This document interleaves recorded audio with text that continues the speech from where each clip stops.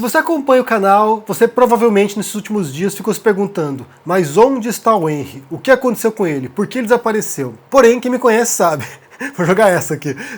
Quem me acompanha no Instagram estava sabendo o que estava acontecendo, mas o fato é que eu não planejei não gravar vídeo esses dias, foi uma coisa que aconteceu e eu quero explicar isso para vocês hoje. Será uma conversa, na verdade. Hoje a gente vai sentar aqui e conversar um pouquinho por que eu não gravei vídeo esses dias, por que eu desapareci esses dias e por que eu não queria voltar. Porque eu não queria voltar. Mas antes disso, me siga no Instagram, vá lá, confira, acompanhe por lá. Também se inscreva no canal aqui embaixo, isso é muito importante para ajudar no engajamento. Ative o sininho e também já curta esse vídeo e deixe aqui no comentário um bom domingo. Então, o que aconteceu? Por que eu desapareci esses dias? Como eu falei, a intenção não era não gravar vídeo, eu fui viajar, eu tive que viajar, tive que resolver umas pendengas na Inglaterra. Vocês sabem, muitos de vocês sabem pelo menos, que eu morei na Inglaterra durante um período, né? Morei quase 2 anos em Manchester, então eu tive que ir lá resolver os problemas e eu pretendia gravar vídeo. Então eu levei meu equipamento, levei a câmera e eu pretendia pegar lá um horário, gravar pelo menos um vídeo por dia e manter o conteúdo funcionando. Só que quando eu cheguei lá, quando eu cheguei em Manchester, eu fui parar num hotel, gente, que era digno de um filme de terror. Sério, se vocês assistiram O Iluminado, por exemplo, era daquele tipo o negócio. O quarto do hotel não tinha janela. E geralmente quando eu viajo, eu não levo iluminação, eu não levo luz, eu tenho luzes aqui, né? Tenho várias luzes aqui. Eu geralmente só levo a câmera e eu filmo de frente para a janela. Então, assim, a janela é a iluminação natural que eu gravo. E como não tinha janela, o quarto era escuro e não tinha como gravar lá dentro.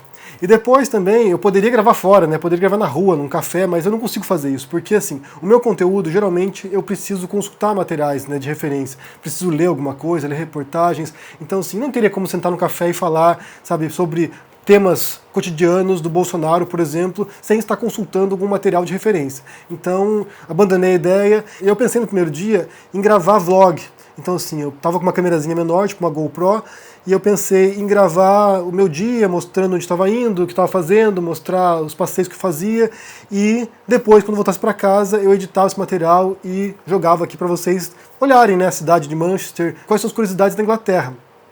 Só que daí, eu cheguei a gravar um vídeo lá, mas depois eu desisti, porque eu pensei o seguinte, olha, desde 2008 eu escrevi sobre turismo, trabalhei com isso, né, durante alguns anos, trabalhando, falando de turismo, e assim, são pouquíssimas as viagens que eu fiz nesses últimos 14 anos, nas quais eu pude aproveitar a viagem, simplesmente passear, ver as coisas, sabe, curtir o passeio. Geralmente eu estava lá, sabe, gravando, ou escrevendo, ou tirando foto, e anotando as coisas que eu precisava escrever depois, e anotando aquilo que eu montaria a história, né, como eu organizaria aqueles dados para dar uma narrativa coerente para quem lesse ou para quem assistisse o vídeo depois.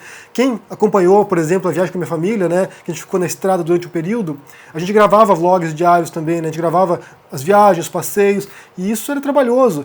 E aí a sensação que eu tinha é que a gente realmente não aproveitou de verdade os passeios, porque a gente estava o tempo todo pensando em como, sabe, pegar a melhor imagem, como registrar aquilo para passar para as pessoas. Então, assim, o que eu fiz nesses últimos dias foi aproveitar a viagem, foi fazer uma coisa que eu não fazia há muito tempo. E aí é curioso, né, porque assim, durante a pandemia, eu até falava com a Denise sobre isso, como eu não tinha vontade de viajar mais, como eu perdi esse tesão de viajar. E daí, recentemente, eu tive que ir para Sevilha, aqui na Espanha, que é uma cidade próxima, 600 km daqui. Tive que ir para Sevilha, resolver uns problemas burocráticos também.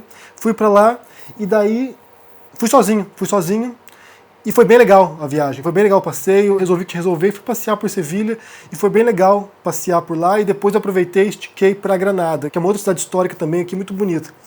E foi legal fazer isso, foi legal passear sozinho, inclusive, né? Poder fazer no meu ritmo as coisas. Porque assim, eu sempre viajei com a minha família. Então assim, a gente tinha lá um ritmo próprio, a gente, sabe, fazia concessões, ia um pouquinho no museu, ia um pouquinho em lojas, ia fazer outras coisas, levava criança para brincar no parquinho. Então assim, eu não tinha essa experiência de poder fazer no meu ritmo, no tempo que eu quisesse. Porque, por exemplo, um museu como o Louvre, né, em Paris, é o tipo de museu que eu facilmente passaria uma tarde inteira lá. Um dia inteiro lá, sabe? Sentaria num café, faria lá num ritmo mais devagar, veria melhor as coisas, passaria por todas as galerias. Então, assim, eu facilmente posso passar um dia inteiro no museu. E isso não é o ritmo da Denise, por exemplo, ou do meu filho, né? Que é uma criança, que quer fazer outras coisas. Então, poder fazer os passeios no meu ritmo foi uma experiência diferente. E quando eu voltei de Sevilha, foi como se eu houvesse sido picado de novo pela pulguinha lá do cigano, né? A pulguinha do nômade. E aí deu vontade de viajar de novo, né? No caso de Manchester não era uma opção, tinha que ir para lá resolver, mas foi legal ir para lá também nesse ritmo próprio, sabe? Sem pressão, sem precisar gravar nada, sem precisar, sabe, prestar conta para ninguém, sem precisar, sabe, fazer concessões. Eu fui lá, fiz meu ritmo, visitei um monte de museus, foi uma overdose de museus que eu fiz lá, e depois aproveitei e também fui para Liverpool, que era uma cidade que eu conhecia já, mas rapidamente, foram poucas horas em Liverpool uma vez, e daí aproveitei para conhecer melhor a cidade, e como eu sou um fã dos Beatles também, tudo ali, né, em Liverpool remete aos Beatles, né? Você olha as ruas, você olha, sabe, o tempo todo tem referência aos Beatles. O aeroporto de Liverpool é o John Lennon Airport, então assim, foi bem legal fazer esse passeio. E em Manchester, que foi um lugar que eu morei já também, foi meio que relembrar algumas coisas, e visitar locais que eu já frequentava, e restaurantes que eu frequentava também, então foi legal para rememorar algumas coisas, e me deu uma sensação que eu não tinha vivido direito a experiência de Manchester, porque onde morou lá, meu filho tinha 1 ano e pouco, quase 2 anos, fazendo 2 anos. E eu trabalhava em casa, trabalhava com tradução em casa, meu filho em casa comigo. Então, assim, havia um certo contexto ali que não permitia com que eu ficasse passeando pela cidade, sabe, fazendo turismo, assim, a torto e direito, como eu fiz agora. Então foi legal para poder descobrir coisas novas, inclusive, né? Descobri, por exemplo, que tem uma ruína romana lá em Manchester que eu não sabia. Os romanos estão em todos os locais da Europa aqui, né? Onde você for na Europa tem alguma ruína, mas não sabia que tinha em Manchester. E foi legal, foi bem legal o passeio. Aproveitei para aprender um pouquinho mais da história, tanto de Liverpool quanto de Manchester, que são duas cidades que tiveram bons econômicos, né? Tiveram prosperidade em momentos diferentes, por 2 razões diferentes, mas igualmente brutais. Por um lado, Liverpool é muito mais bonita do que Manchester, em termos de arquitetura, em termos de, sabe, de cidade mesmo, mas foi uma cidade que prosperou graças principalmente ao tráfico de escravos africanos para as Américas. Então, assim, foi uma cidade que se tornou próspera e rica graças à exploração colonial e graças à escravização de negros africanos.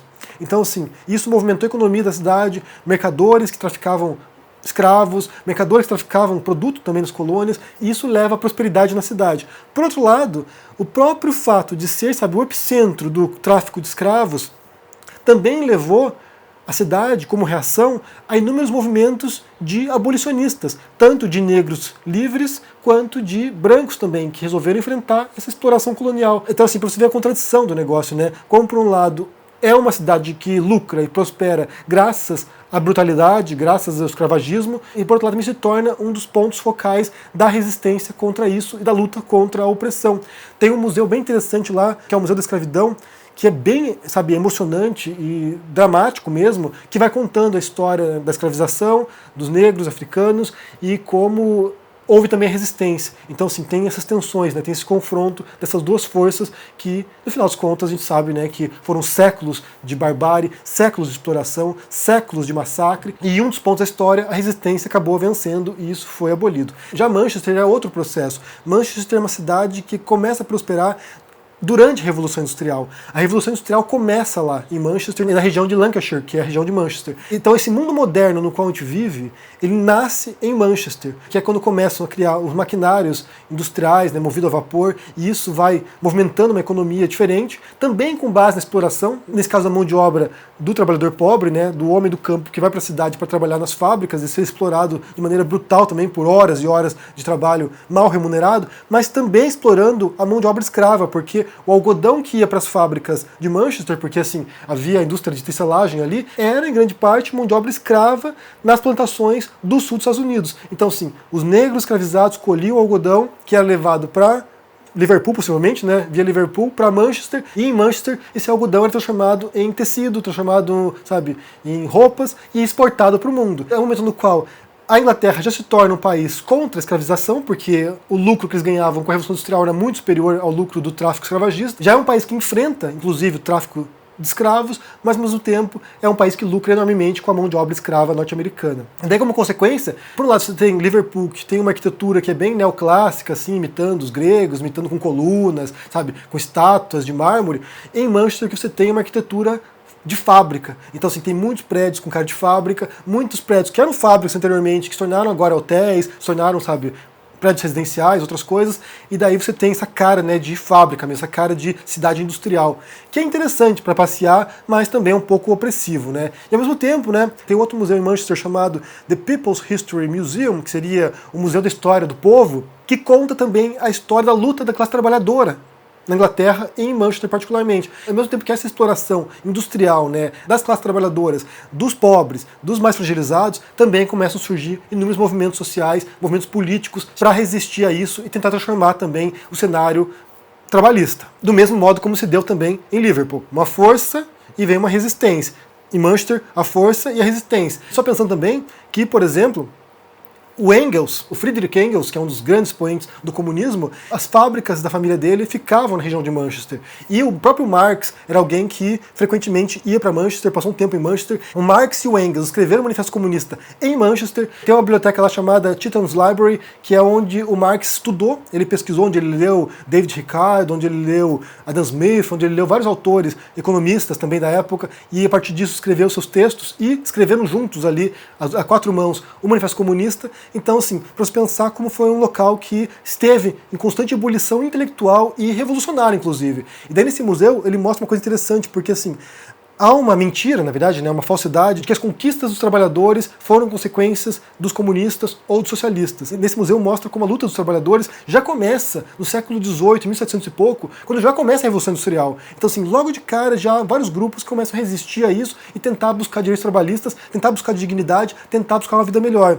E vários outros grupos não comunistas ou não socialistas também enfrentaram as forças de opressão para obter resultados. E aí inclui aqui movimentos de mulheres, de empregadas domésticas, movimentos de LGBTQ, pessoas com deficiência, imigrantes, entre vários outros grupos que ao longo dos séculos foram enfrentando o sistema, né, the man, foram enfrentando o sistema para poder obter direitos, direito a voto, direito a melhores condições de trabalho, vários direitos foram conquistados ao longo dos séculos e que, em parte, também tem contribuição dos comunistas e socialistas, mas também faz parte de um grande cenário de resistência e de insatisfação de pessoas que olhavam aquilo ali, isso aqui está ruim, vamos enfrentar. Então foi bem interessante essa viagem para eu poder, sabe, mergulhar um pouquinho na história dessas duas cidades, poder observar esse local com um novo olhar e aproveitar fazendo o meu ritmo, né? Então, assim, fiquei boa parte dos meus dias nos museus aí, passando de museu a museu, indo para a biblioteca. Quem me acompanha no Instagram viu tocando piano lá na Biblioteca Pública de Manchester, porque é uma biblioteca maravilhosa, assim, é uma das minhas favoritas do mundo. Ela é moderna, é bem acolhedora e tem uma seção lá, tem uma parte de música na biblioteca. E essa parte de música é fenomenal, sinceramente, assim, é uma coisa lindíssima. Tem todo tipo de material sobre música que você pode imaginar, tem partituras, tem livros de biografia, tem de tudo ali. E, além disso, tem também alguns pianos digitais. Então, assim, você pode sentar lá, põe o fone de ouvido, pode tocar, e aí, sabe, pra mim é maravilhoso. Tem estações de DJ também, pra pessoa poder praticar ali DJ, tem MacBook pra usar. Antigamente tinha uma bateria eletrônica que eles tiraram. Então, assim, é muito legal, de fato, assim, essas condições, né, isso que a gente observa em certos locais, que dão condições para as pessoas. Porque, assim, imagine um estudante de música, né, alguém que está aprendendo piano, por exemplo, e que não tem em casa, então ele pode ir na biblioteca pública e praticar lá. Então é muito legal. E eu voltei algumas vezes lá para praticar piano, né, para poder tocar um pouquinho, passar o tempo, sabe, me divertir um pouco.